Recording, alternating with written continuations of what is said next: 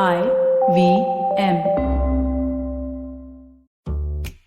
$100. That's all it takes to begin your journey with Bitcoin and Ethereum. No, really. With CoinSwitch, you can start investing in over 100 cryptocurrencies with just 100 rupees. On top of that, there are zero charges for deposits and withdrawals, so you can trade, buy, sell, however and whenever you want. All of this, plus their extremely intuitive interface, makes CoinSwitch the perfect app for beginners in the crypto space. But don't take my word for it. Just download CoinSwitch for free and try it out for yourself. If you'd like more information on cryptocurrencies, tune into a show about crypto with me, Rohan Joshi, my new adventure on IVM podcasts. CoinSwitch, kuch to badlega.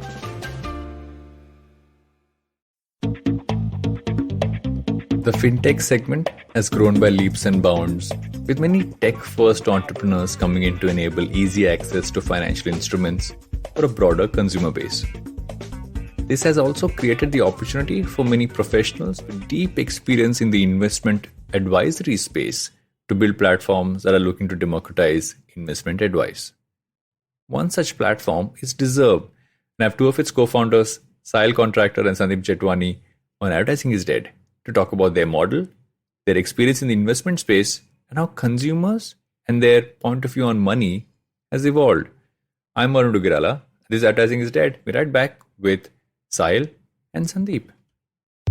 Modern advertising and AI go almost hand in hand. It's become so easy to track analytics from various different platforms because of artificial intelligence, and there's always a growing demand in the industry for talent that understands and can work with AI. Luckily, Intel's Digital Readiness Program is here to empower everyone with skill sets, mindsets, and tool sets to use in an AI-fueled world. So you can be ready to develop AI for sports if you want to as well. The Intel AI for Youth program is an initiative that guides today's youth to an understanding of AI, how it is designed and why it's important today. Intel's been working with the CBSE, Ministry of Education and the Government of India to empower today's youth to build social impact solutions while demystifying what AI is. How do you take advantage of this? Purchase an Intel Core-powered PC and you get free access to 80 plus hours of immersive and hands-on training about AI. On completion of the program, along with a certificate, you get access to AI toolsets to try to put what you've learned to good use. So don't wait. Log on to futurebanawonderful.intel.com, Future Banaw Wonderful, by bringing home an Intel-powered PC. Welcome back to Advertising is Dead. We're talking to Sahil and Sandeep. Welcome to the show, guys. I'm excited to talk about one piece which I have very little understanding of, and which is why I'm more excited than most times about this. Welcome to the show. Thanks, Varun. You're always happy to talk about money, man. So, yeah. Thanks a lot, Varun. Thanks. It's super being on the show. I want to kick this off by just talking about why suddenly there is this entire conversation around not just personal finance, but just generally people are talking money a lot more than they ever did, especially what they do with their own personal money in that sense. I know that both of you have worked in this space for a while, and I don't know if I've been blind to it or many people have been blind to it, but have you seen a change, especially the last couple of years, where it really has become a core part of everyday conversation for everybody? Yeah. So, Varun, I'll take that, and maybe Sahil can add his perspective as well.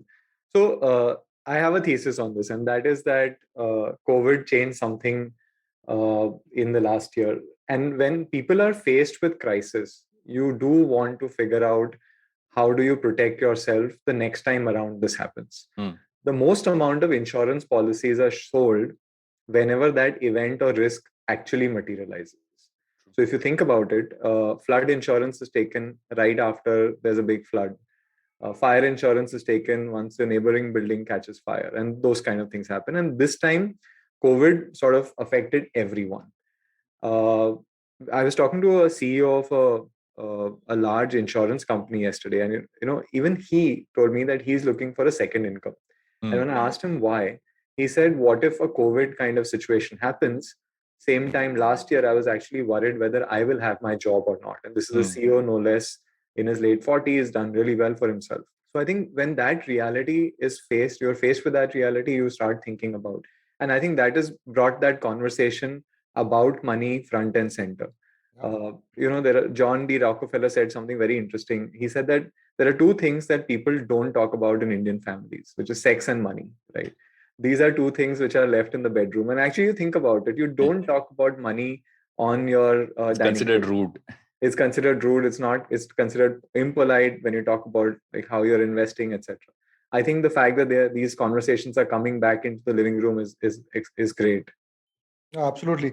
Also, another big piece which people tend to realize during the COVID phase, a lot of people took pay cuts, right? A lot of organizations went out there and pays got cut by as low as maybe 10% or as high as 50%. And what happened during that phase is you realize that you can go back to earning lesser money than you did a year ago. And suddenly your purchasing power, which you had and which you were living a certain lifestyle, you had to tone it down out of force. And people don't like to do that. So suddenly you started thinking that if I need to sustain this lifestyle and if I need to purchase, go out, do the things I regularly did, how do I make that happen with the money that I'm earning today? Yeah. So that entire thought process again got, you could say ignited in a way that do I need to save? Should I save? And like we all know, Indians used to save a lot more historically than they do today, right? Yeah. Today, it's all about the best iPhone. How do I get that? The best car, the best holiday. But the savings mentality has in fact reduced over the years, whereas the earning has actually gone up, right? So it's a converse of sorts that you're earning more, but you're saving less now. And we've seen that in all our lives. I mean, me, Sandeep, etc. We kept earning more money in our jobs, but we were saving the same amount of money we did even earlier. Yeah. So, that got people thinking, I think, to a large extent as to how do I now maximize whatever wealth I have and whatever wealth I'm going to earn over the next couple of years. I think an interesting point here is also, which you made, right, is that we've always saved like one amount of money. Like, it's always that it could be one random amount which you would keep and you would not really think about it, if at all, if you saved. I was that person who never saved. So I'm totally different. Like, I think I'm another category altogether. But it's interesting that these things happen in parallel. On one end, you had these people looking at, okay, I need to figure this second income. On the other end, people finally had access. I think fintech kind of brought out that accessing, okay, I can actually do this from my phone or from my laptop and do that. But they've all largely been built from a tech first perspective. We always had like people who knew how to build technology kind of come in and then kind of build it around the entire finance aspect of things. You guys are coming in from the other side of the curve, right? You guys are coming in saying, years of having done this for a large number of clients and having turned around and said, you can democratize this, right? You can kind of take what you've done for like a small subset and kind of scale it out. So how did that happen? When did you guys sit down and say, okay, this is an opportunity, or this is a gap, and we can kind of get into it? So Varun, for us, actually, March 2020, April 2020 was the wake-up call, really. We were sort of coasting along in our jobs, COVID hit, trying to manage money for some of the wealthiest folks in the country. But we started getting calls from our friends, and these are like really smart people themselves, earning top dollar in consulting firms, investment banking, etc. And they were sending us their law firms, partners there. Yeah. So they were sending us their portfolios and saying that, have a look, markets are falling, what can I do? And two questions came to mind at that point. One was that when we looked at their portfolio, we realized that how did you get to this position? Like this is like 25, 30 different instruments. You have various, pretty much the entire set of mutual funds in your basket. You have insurance policies. Like how you're a smart guy. How did you like get to this ad hoc thing? So that was one. And second thing is, why are they asking us? Are there not enough people talking to them about it or advising them? So that's when we realized first that there is a gap. The second thing was that when we looked at the entire spectrum of the digital players out there, access had been solved for. You could no longer say that I don't know how to make a mutual fund investment. I don't know how to make a stock investment. You can do that zero dha grow. Phenomenal job of making that easy, right? Yeah. But I think what was missing was sort of the human advice element. And wealth is such a personal thing, right? That you need a little bit of handholding, a little bit of that personal touch in figuring out how my money can be managed better. You want a reassurance. Even today, when you do want to meet a doctor, you want to have that FaceTime, even if it's online. And I think that's really what wealth tech for us is, which is that human element of advice. So it's not only financial advice, it's bringing that human element into it, I think, and that's the interesting challenge and opportunity for us. Yeah, I think another important point there is that, it, like Sandeep said, there are a lot of platforms today out there. So it's become like a shopping mall you've gone to, and all the mutual funds are stacked up somewhere, and you got to go and pick and choose which fund works for you.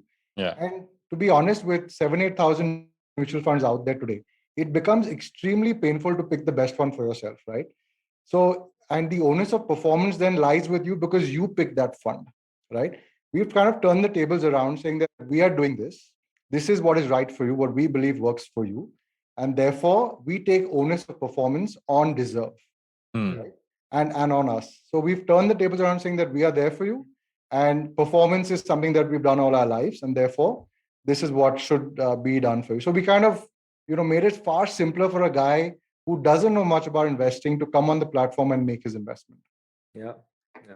Which brings me to an interesting point, right? Like, and for everyone listening to kind of know, Sahil, someone who I have called many times over the last few years, and I've always turned around saying, "Tell this to me like you tell like a kindergarten kid," because that's literally what I know. I have zero idea, and I feel that so many people like me who finally sat down and said that, okay, I've just been doing whatever my bank told me to do, or some random LIC agent has said put something, or somebody at home had done something, and it was very random, right? There was no, I think one of the first times to think about what is the thought process, how do you look at investing, and that's still, I agree, it's deeply personal because it kind of depends on how you are as an individual and what your appetite is, and as you build that out. But how do you take something that's so innately human to human and add tech to it? I mean, at some point those two meet. How do you kind of balance that out? How are you guys looking at balance that out? So first of all, Varun, coming to the office to meet you was always a real eye opener because it always looked like everybody was having a really good time working. Yeah. With the amount of activity going around, it just I took the first 5 minutes just to see what's happening around, and then came to meet you. But yeah, so the big question is how do you kind of mate tech along with that personal touch, right? And we actually grappled with this for a long time, whether we should be completely dealing with our user through 100% tech platform, or should we have a human element over there as well. The thing is, we wanted to be a bit more involved in understanding our user a bit better, at least in the initial stage.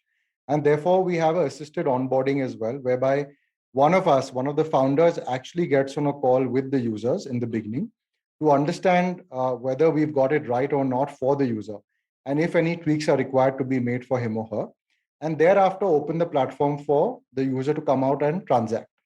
So that's been, and we spent almost 50 to 100 man hours on simply understanding our user extremely well and defining that process right at the outset. So that does two things. First of all, it you get to know whether the risk appetite that you have chosen for the user versus what he actually lives and breathes is the same or different. Yeah. And secondly, it gives the user a good perspective of what the outcome could be like. So connecting these two, and investing is all about risk and return at the end of the day, right? Yeah. So how do you connect these two to make sure it works for the guy? You don't want to go out there and do something super aggressive when the guy is possibly saying he's aggressive, but when you meet the guy, you know that he's not.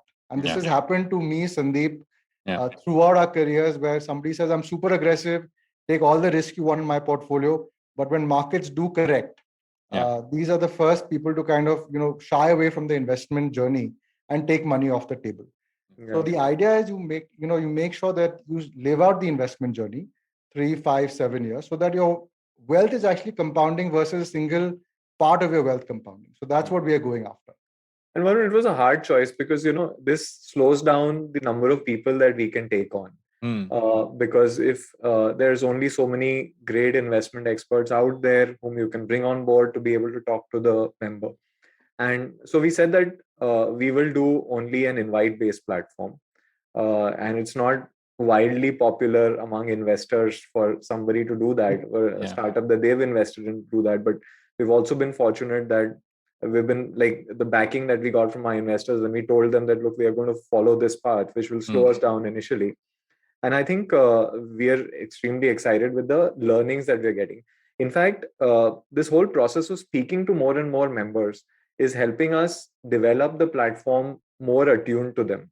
And sometimes coming from financial services or even tech, you tend to assume कि ऐसा ही होता होगा. Meaning people will be thinking like this. Correct. But some of the most crazy insights we get is when we actually talk to a member. one of the things that I found really interesting was that most people believe that the younger you are, the more risk that you can take. But with the majority of our users, that is not true.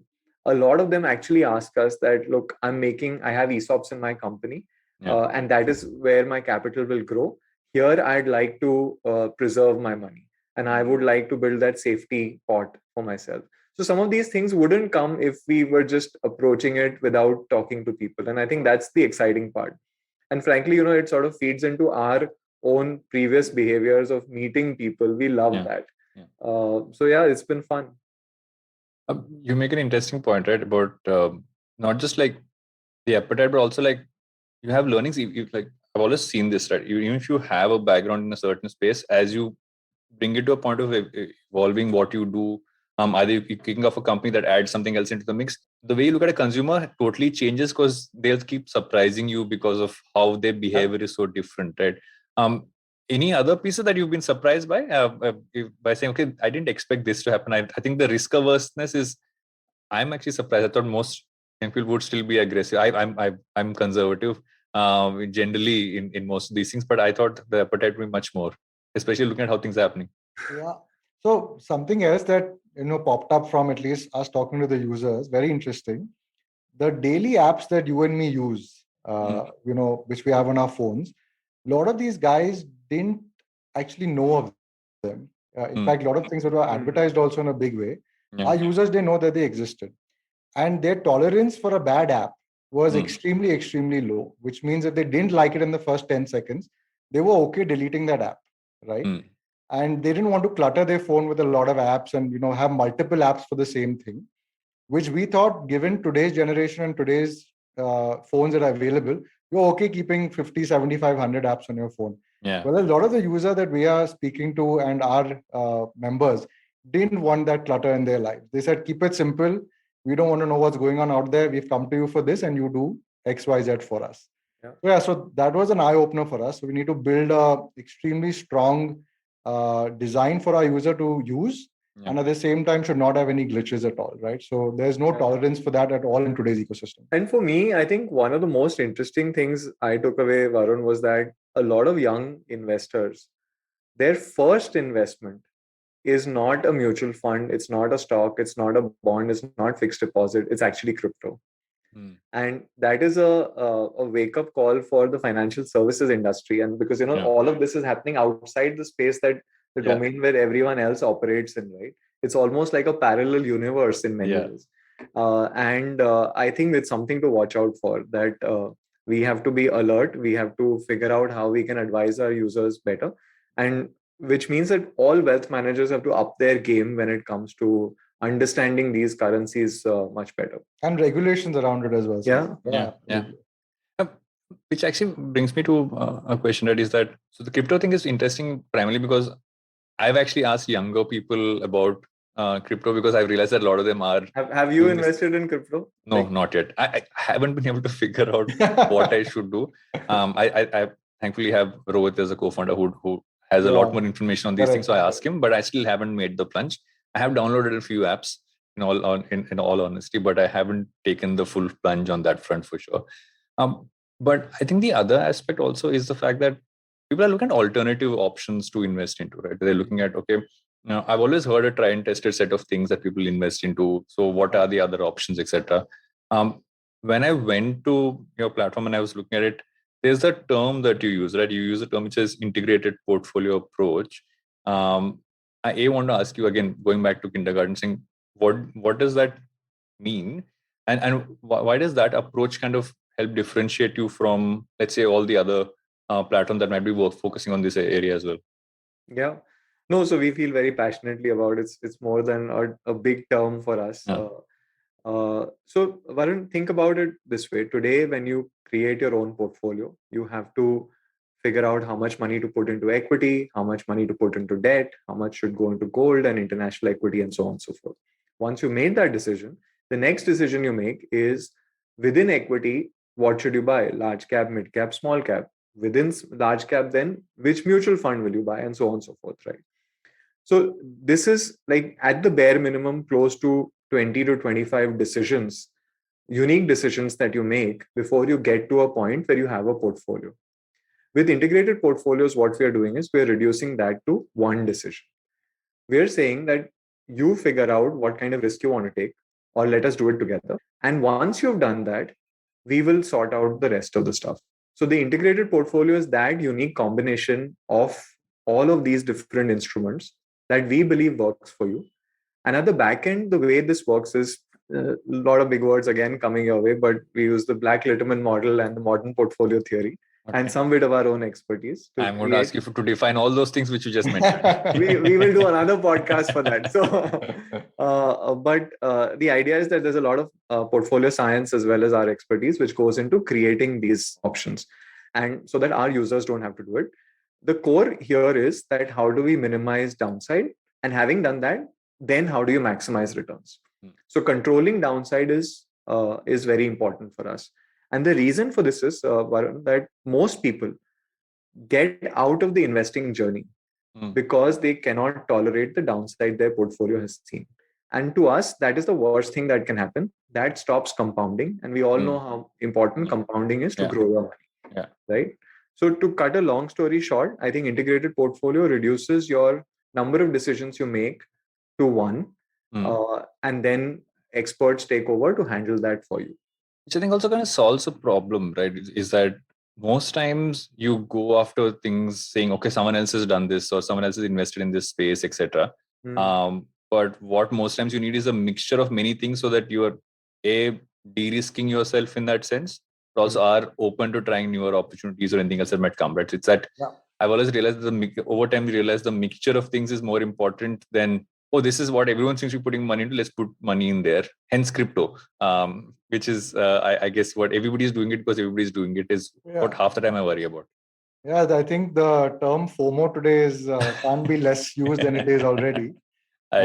People are chasing market opportunities, particular stocks, crypto investments as well. More to do with the social circle and the environment, and possibly discussed over the morning walk as well, or in the gyms, as to what did you buy yesterday or how much money did you make on this particular stock. Nobody ever talks about over the last 5 years how have you compounded your net worth, right? And that's something we're here to solve for in a big way. At the same time, it's not that we are not aware of the environment and the opportunities that exist over there, which is why even when somebody invests into our integrated portfolio, we unlock for them some amount of pre-IPO startup investing, global investing opportunities, so on and so forth. So we are making sure that a percentage of what they invest in the IPA unlocks, some amount of startup investing to give them a flavor. And of course, these are highly due diligence startups that we do, not the regular transactions that are floating around the market. We actually spend a lot of time evaluating these companies, sitting with the promoters of these companies, talking to them, and then doing a white paper. And after that, showing this to our investors. So if they've invested 100 rupees, say, in integrated portfolios, we'll possibly unlock 5% of that or 3% of that into these investments to make sure risk is always maintained at a particular level for the investor. So we believe that's a good space to start investing into as well, but you cannot take exponential risk in your portfolio as a whole. Are you also seeing this? Sorry, Sandeep, you have a point. I was going to say that, in fact, as a marketer, we should take inputs from you on how we should handle this, because, this whole asset allocation thing is like that seatbelt safety sign that you see in an aircraft. It's important. You got to follow it. But most people ignore it, right? So how do we like make it attractive, sexy? I think that's a big challenge for us. And I think the good part, though, right now, in at least in the system which we're in, is the fact that people are slowly learning a lot faster than they ever did. And I think that's really something that's really adding up to where things are going, right? And I feel that the more and more we do that, the more interesting it becomes for, let's say, someone who's just consumed enough content. I've spoken to enough people who are like 18, 19 right now in recent times, who actually turned around and said, oh, I'm learning about personal finance on YouTube. Or I'm learning about the basics, which I'm like, when I was 18, 19, I had zero idea about any of these things. Okay, 18, 19, like 25, 35, I had no idea. So I think knowledge is increasing, which I think is a good thing. And maybe on top of that, people start valuing advice a little more, rather than just being, and I feel that's important. I think which is what I find interesting about this, because when you look at this space, which seems like it's crowded, because I love the fact that you have used the term wealth tech and didn't say fintech, which I like redefining categories into other categories as well. It's always been a pet peeve of mine, but I think that is a interesting way to differentiate as well. But everybody's kind of going after it in a different way. And I actually want to do a bit of a segue and ask you guys, when you guys started off, if you look at how people thought of investment then versus how people are thinking about it now, what have you seen as core changes, not just in what their thought process is, but really what they're looking to invest in? I know the starter space came a few others, but I want to understand that how has this evolved over your careers? Oh, massively. Yeah. I can't. So I remember I graduated from IIM Bangalore 2005 and landed in Bombay in June of 2005. It's rainy season, monsoons, right? And you would like go, and those days as a wealth manager, you had to wear a suit. It was like something that you couldn't do without. So you would wear a suit and go in the Mumbai monsoon into bylanes of Kalba Devi. And I used to wonder, like, why are we wearing this suit, right? In this, I have never understood why anybody's asked to wear a suit in Bombay of all cities, but I Absolutely. And I've had like instances where I was working for Kotak at that point, and Kotak Securities. So you'd go and first people would say, no, we don't need a security guard. Like this, like don't like why you're like a security agency. Or people would say that are you from Kodak? Like that, photo. That was very. So those the brand wasn't known at that time. Yeah, brand, or even in general, the investing wasn't. And there was this perception at that point, Varun, and probably because 2001, when the Ketan Parekh issue had happened, or early 90s of Harshad Mehta, that people were skeptical about stock markets. It's almost like ye satta hai, it's a scam. And I think that mentality, to my mind, has changed in a big way. People do really see serious companies, and when you see a company that you use, like a Zomato, get listed, it just adds a lot of credibility to the ecosystem. So I think that is, for me, the biggest change, that the credibility of equity markets or investing in general, or people who handle money for you, that has increased. And now people look up to people who manage money, which wasn't quite the case when we started. And you don't need to go in a suit to meet somebody anymore. So in Thank fact, God for that. a lot of our clients actually started saying that suit wala aa gaya, right? So then because I think beyond a point, me, Sandeep, etc., stopped wearing suits for client meetings, and they used to tell us that wo suit wala aaya tha, chipka ke gaya hai mere ko ye product. So beyond a point, then it became a given that now you no longer need to wear suits. So I think in the last maybe 3 years of our professional careers, we stopped actually wearing suits, and it happened very naturally. It's not like one day you just said, I'll not wear a suit, but it just happened super naturally. Yeah, but I think there's one thing which hasn't changed, which is that people are looking for folks to trust. It's almost like investors are saying that I want to have somebody to hold my hand through this journey. And that is where folks have had like mixed experiences. And there's somebody said this right recently, that I'm not upset that you lied to me, but I'm upset that I can't trust you anymore. And that is true for wealth managers in a very big way. You have to build that trust over a period of time, and even that compounds like your money. So I think that hasn't changed. People are genuinely looking for folks to sort of believe in. I think trust is an important point, right? And I think that's really the worry I feel a lot of people have with using tech-enabled investing.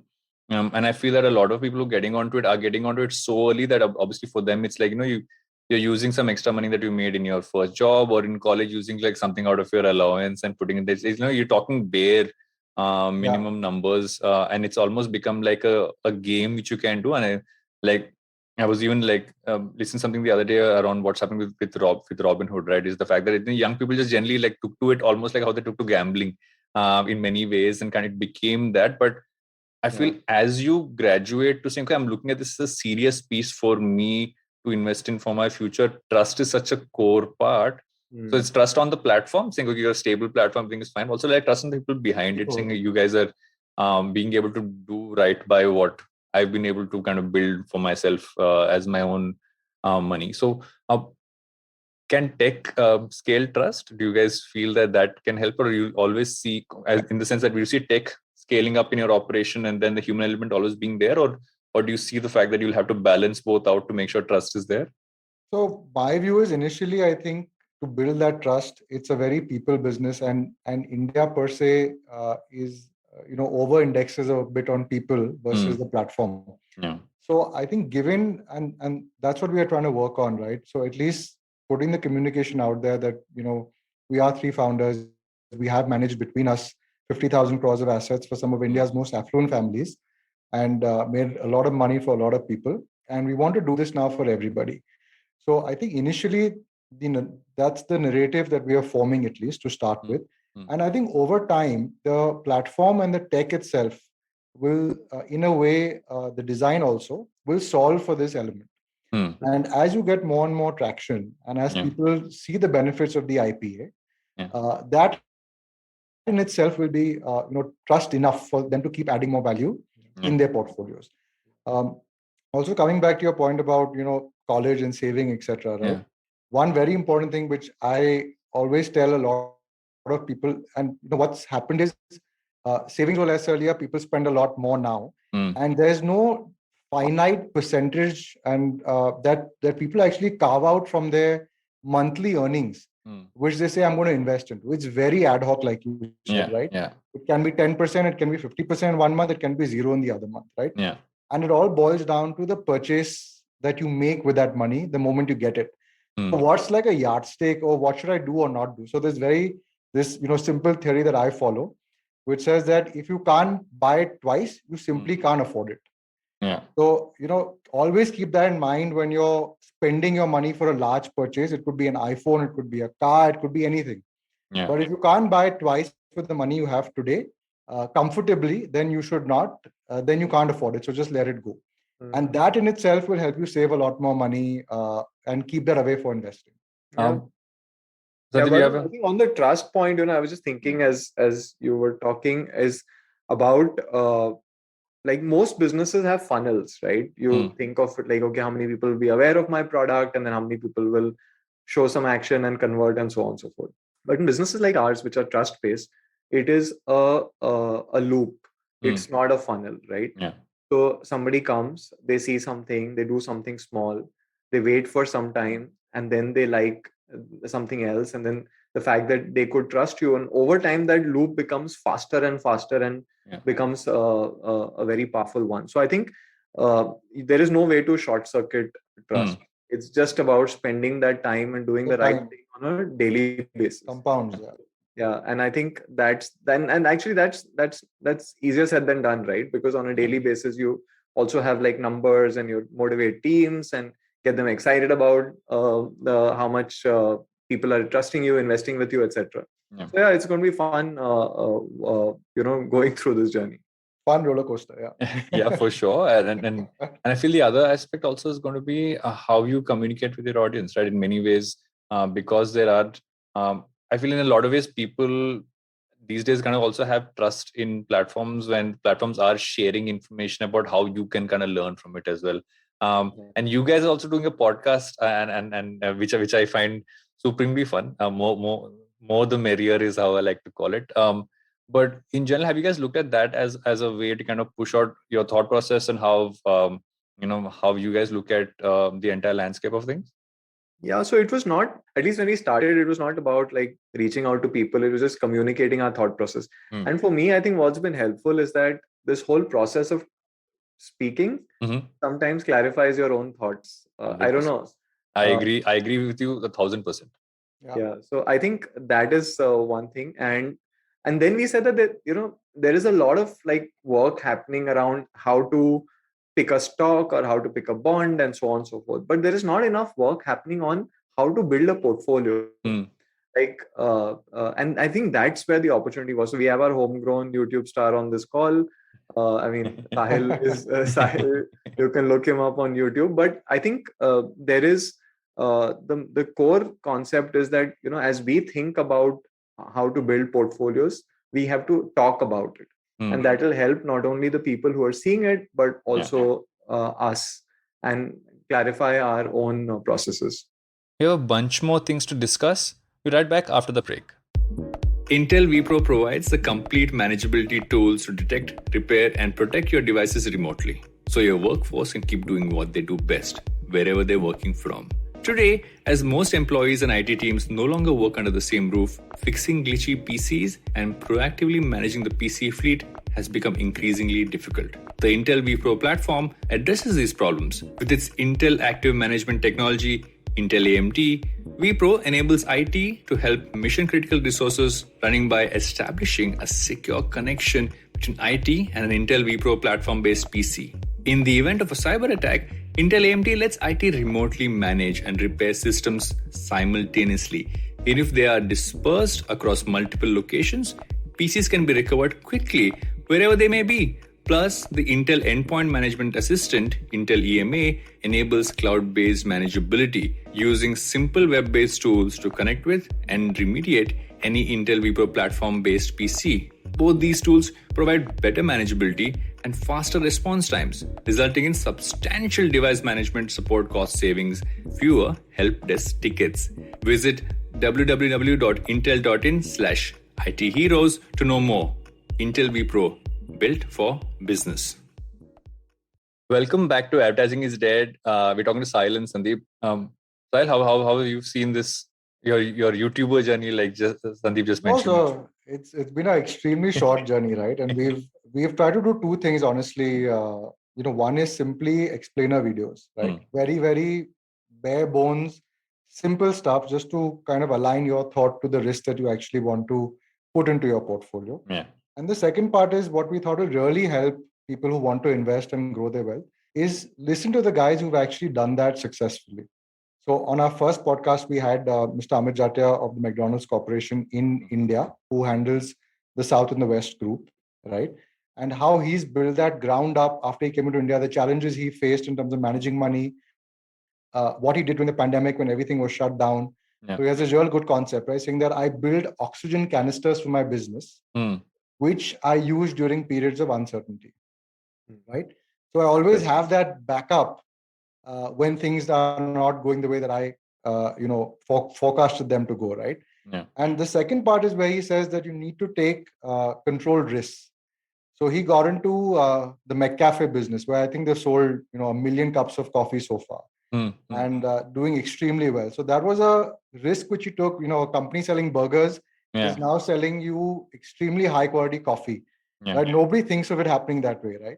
So the second part of the entire communication to guys is what we're doing is we're saying we'll get these thought leaders in who think about investing very differently and risk very differently.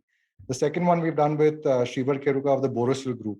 And he's done a lot of work for his employees during the pandemic as well. And how he's built a business where the family wasn't, they've come from very, very different and humble beginnings, and how they built that within the business. It scaled extremely well, and how they still follow certain principles that they learned way back then. So I think it's a mix, and we are too early, too soon to kind of see what form and shape this takes.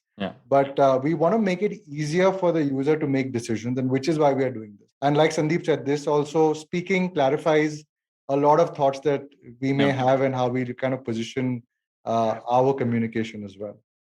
What I always find interesting is that when there is inherently a digital product, even if there is a human interface behind it, what's been really good to see is that at some point you're still looking at making it almost like it works like how the rest of the internet now functions, which is that you're sharing a lot of things, you're also clarifying as you go.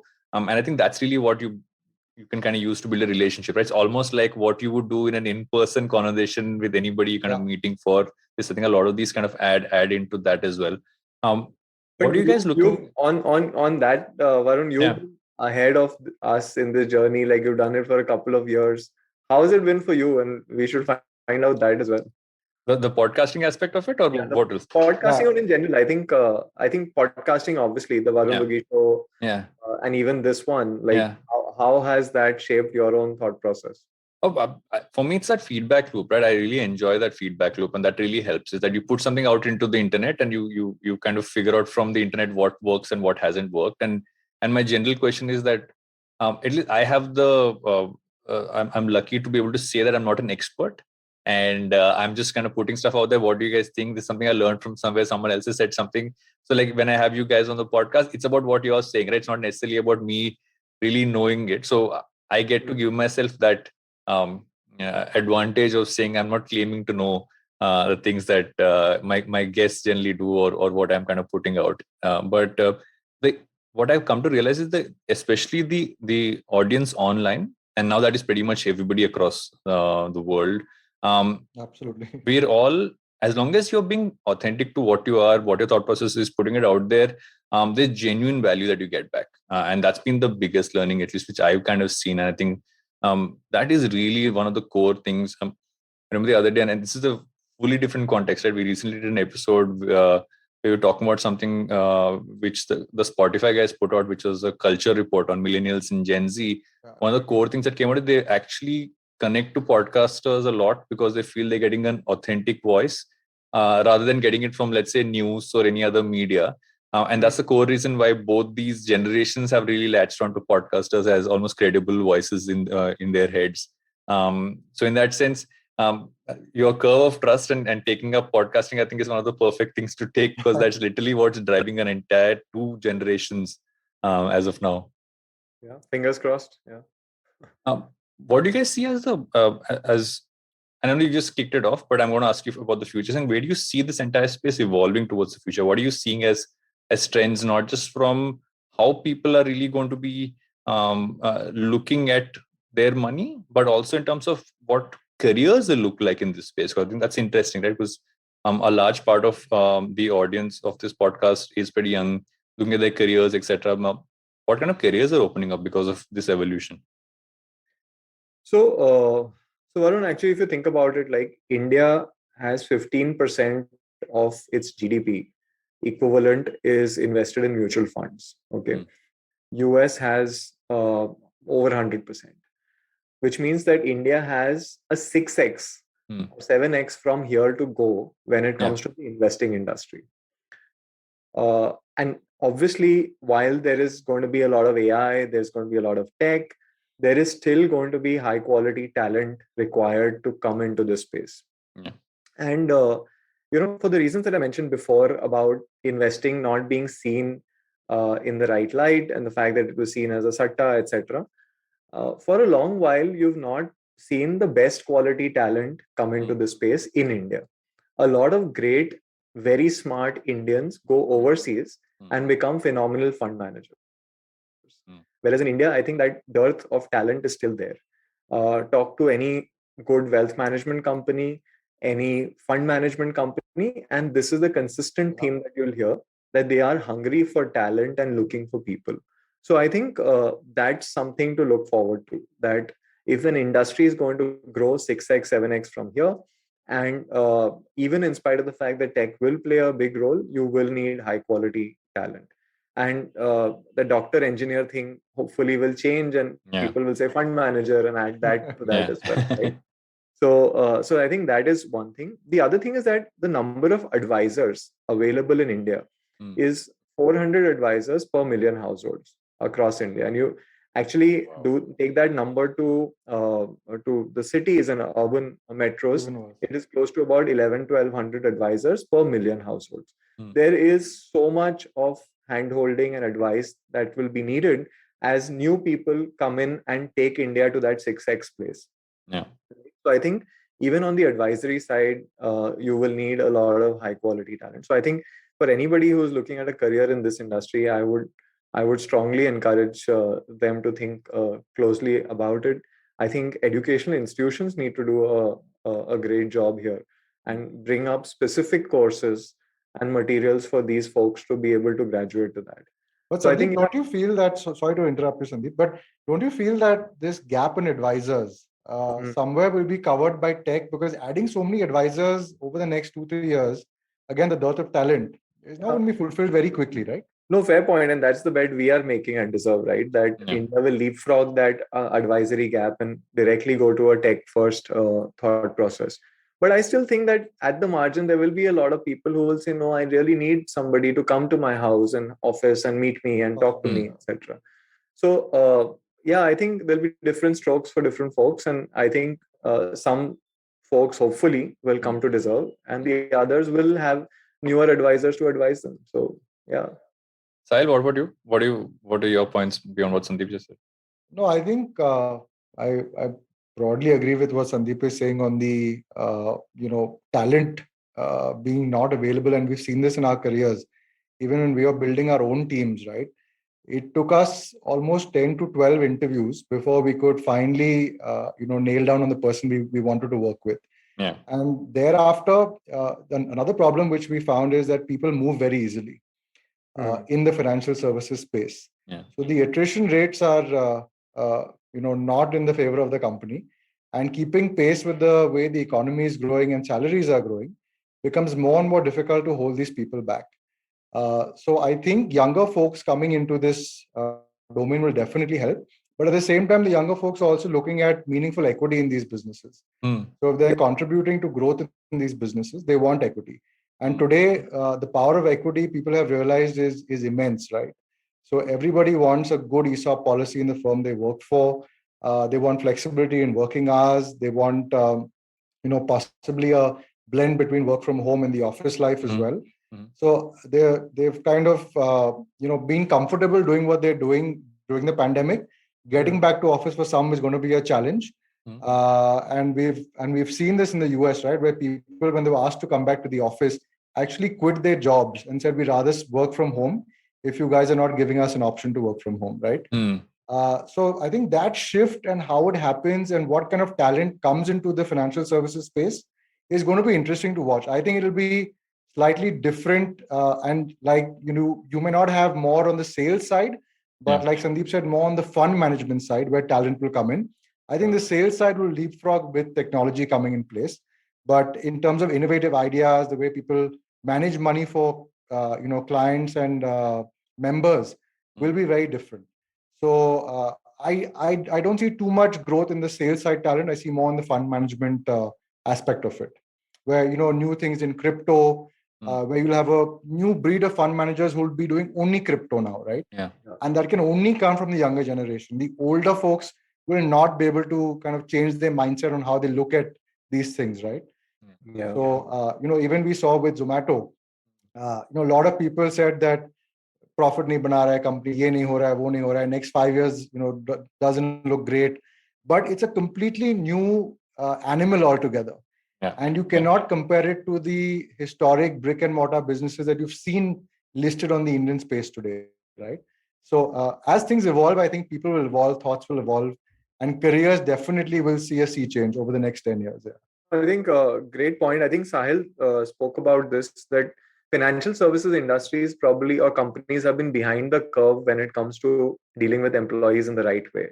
I think the approach was that we will give cash and keep them happy. But the challenge with that was that the client was ending up paying a much higher cost to be able to compensate for that, as opposed to if they took an equity participation structure where the employee had more equity in the company. Everyone is aligned: the client, the employee, and the company, right? So I think that is something that financial services businesses have to think through. How do they learn from the technology companies, not only in tech, but in how they also engage with their employees?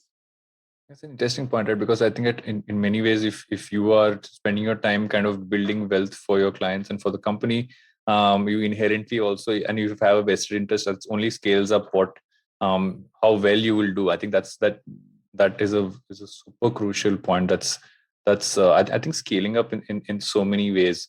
What I'm actually thinking about what I should ask you guys in the final segment, because I think what I generally do in the last segment of the show is that I actually talk to my guests what a lot of random things beyond what we talk about. We've done a lot of. I don't think we've done serious chat. I think we've done. It's been interesting because I think I have a lot of learnings from what you guys have said beyond what I've spoke to you guys about in the past and asked about as well. So I ask these questions. I have been the same questions across all episodes that I've done. What I generally turn around and ask my guests is the first question is that beyond all of this, beyond obviously now with setting up the platform and everything else that you do, what do you spend a lot of your time doing that people will be like, really, you have time to do that as well, and that's something which you enjoy doing? And so what's your beyond work, I hate the word hobby, but I like to use the word that not even a side hustle, like side enjoyment, something that you enjoy doing a lot of? Who wants to go Sahil has some first? interesting stuff. So let him go first. Yeah, so I mean, my passion, besides obviously financial services in life, has always been cars, right, and automobiles. Racing on a track. So I'm a licensed racer as well. Okay. I have two of my supercars, which I've now reserved only for Sunday drives. That too, if we have the time and we make the time for those 2 hours on a Sunday. So that's kind of my nirvana, where Sunday morning, 5:30 a.m. I get out with my music there in the car, and possibly drive down to a Pune, Lonavala, etc., and drive back. So that's me by myself, all alone with my car. Okay. And that's something which is a real, time out kind of a phase for me, which I need. If I miss that, then the entire week is pretty grumpy. So that's one of the things I look forward to is my Sunday. Which I'm sure Sandeep has seen enough of as well. Yeah. No, he's getting used to it now. So I am totally. So, and obviously going to the racetrack, which is the Budh International Circuit in Delhi, which I used to do almost 4 times a year, but haven't done that even once so far this you year. drove on ice. Yeah, so I drove on ice. What? This was in Sweden. So there's a. You just spoke about something that happened in a Fast and the Furious movie. I'm like, what? So I'd gone for this training, where you get to drive on ice and you get to compete on ice. So this was in Sweden, about 2 hours from Sweden. There's a place called Arvidsjaur, which you fly to. The airport is only active during 2 months of winter. And from there, you again drive up to a lake, where is the testing facility for all the world cars to come there and test. So they give you and they carve out all the circuits in the world on ice for you. Wow. And you wake up in the morning 4:35 and you reach the track per se, and then you drive till like for about 5-6 hours on ice. So it's a crazy experience. I think it's something which you should not miss. And when you're standing on ice, it's almost negative 23, 24 degrees. Oh, wow. And when you're standing there, even with your rubber-cladded shoes, in 30 seconds to a minute, you can feel the cold actually coming up into your feet. So it's pretty wild. And you throw a bottle of water, it freezes over instantly. So that was a crazy experience. But I'd love to do it once again in my lifetime for sure. Yeah. So that's my only nirvana. Besides that, obviously, once you get home by 9:30, 10 in the night, it's 2 hours of family time before you hit the bed. Yeah. So that's all we get right now, but it's super interesting. And I think me, Vaibhav, and Sandeep haven't worked so closely together in the past that we have been doing now. So that's really, I mean, we know each other since almost 15 years now. We work together, but I think it's super interesting. I think a big change for us is working with a team that's so young. So, that motivates you to get up in the morning and get to work, right? So that's our go-to, at least my go-to for the weekend. So if Sahil races cars, Sandeep, are you like jumping off planes? What's going on? What's your... exact opposite? It's the exact opposite. I am just I love collecting books. So I mean, follow you on Twitter, and sometimes you make these book recommendations, etc. And a bunch of other folks I track. So that is my favorite pastime. Actually, like build this big stack of books, and every night you just randomly pick a book. And sometimes you realize that the conventional thing about reading is that you pick one book and you finish it and then another. And what I've really found interesting and exciting for me is like picking up something random and reading from some middle part of that and then taking some notes, etc. So yeah, I think that's, and besides spending time with family, so I have 2 young ones and 1 wife. So I think just like getting to spend that weekend time, etc., with them is exciting. But reading is what really gets me up. So Sandeep starts reading at 11:30 in the night after the family's gone to bed. Okay. And from 11:30 to 1:30, he will keep sending us snapshots of certain paras in those books. It doesn't end there. Then next morning he'll quiz you on it. So what did you think of that? So Sandeep, you have almost reached the point which I have, which is that you will start sharing it online. That's what I do. That is literally so. What I share is actually highlights from books I am reading, because I use an app called Readwise, which basically takes everything from the Kindle and syncs it up to this app. You can actually revise and look at them again and again. It's But like you can't watch a cricket match alone, right? You want somebody to, oh, did you see that? And and similarly with books, now you want like feedback, like somebody to tell you that what they thought of what that paragraph was about. So yeah, I think that's the reason why I do it. you are validating my thought process that we need more book clubs online than now more Absolutely. than Or ever. on WhatsApp, man. I Or on think simply WhatsApp. Like just maybe we can start one like on WhatsApp. That's a great. So on that note, I'm going to ask you to recommend, because you said books. I'm going to ask you to recommend something which you've read recently that you would recommend. It's generally read, watched, or listened, but because you mentioned books, I'm going to ask you for that, and then I'm going to go to Sahil for anything he recommends. Yeah. So one book which is really like, especially as you're building a team and thinking through all of that, has been this No Rules Rules by Reed Hastings of Netflix. And I think he's set up so, as an entrepreneur, you're looking for frameworks all the time, right? Making it easier and like, so he's laid out a 3-step framework for what he believes is a great culture. And, always culture for us was something, this amorphous, vague thing, etc. But he defines it very well. He said, first, get great talent density in the team. Second, he says, bring a culture of feedback and candor. And third, then you step back and let them run it, like give authority. So, and in this sequence, right? And I think I found that really powerful and clarifying. Like, it just gives you so much, it's so much easier to think about that at this stage of our journey. And this is something we always knew, but now it's just more articulate, is that we have to focus on exceptional talent within dezerv. And so I found It's that a fabulous book.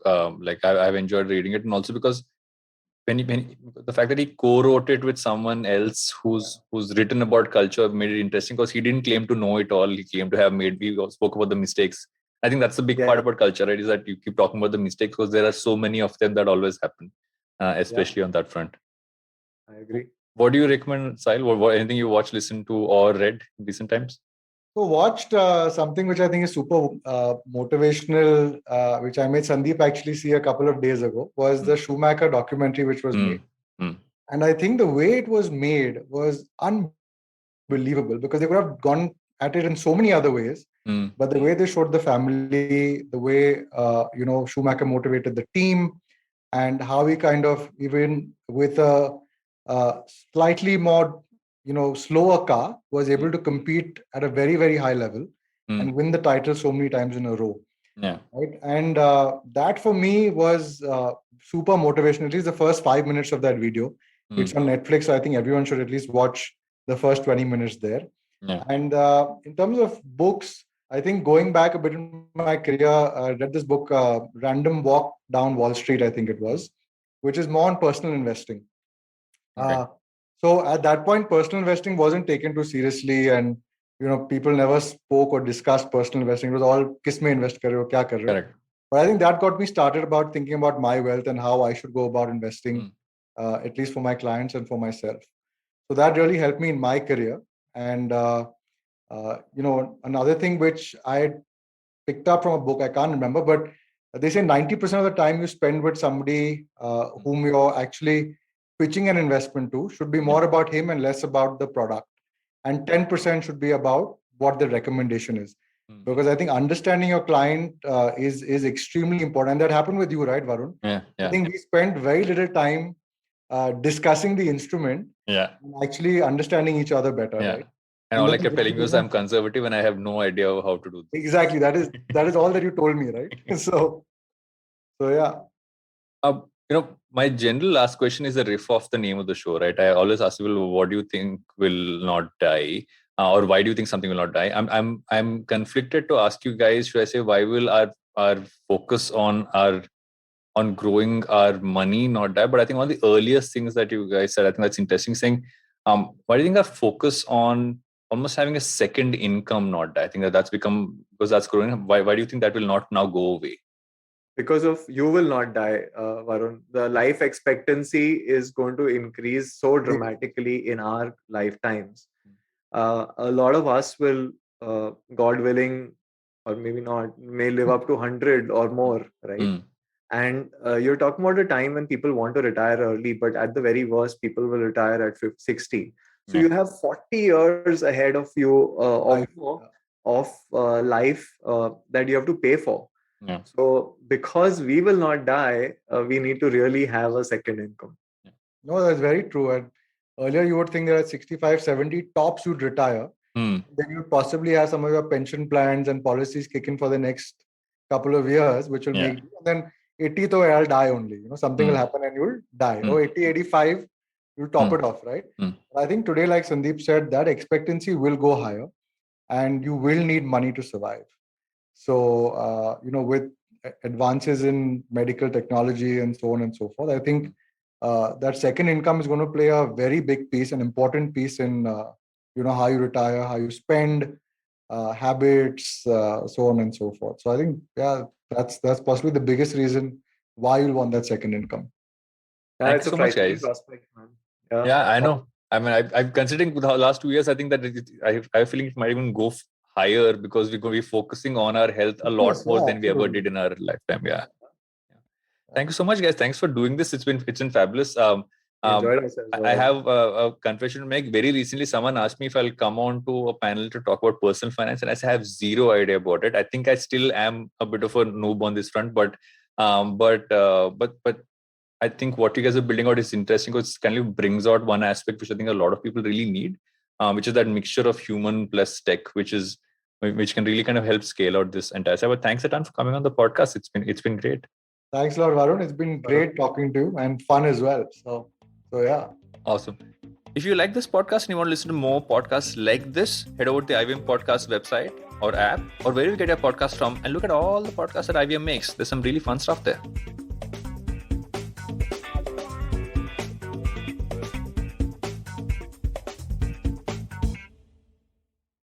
Hey everybody, it's been another great week on the IVM Podcast Network. On Paisa Vaisa, we have a midweek special. Anupam is joined by Chintan Haria, Head of Product Development and Strategy at ICICI Prudential AMC. They talk about the ICICI Prudential NASDAQ 100 Index Fund. What's it like to be a woman in the city? Find out on the Filter Coffee, where Vedashi Kambete Sharma talks to Karthik about her new book, Fatal Mistakes. On Audio Gyan, Shreya Satish, founder and CEO of OwnPath, talks to Kedar and Abhineet about how OwnPath was created to help professionals grow in their career through lifelong learning and professional networks. On The Longest Constitution, Priya explains how bar dancers are barred from dancing due to an arbitrary moral distinction in the name of public morality.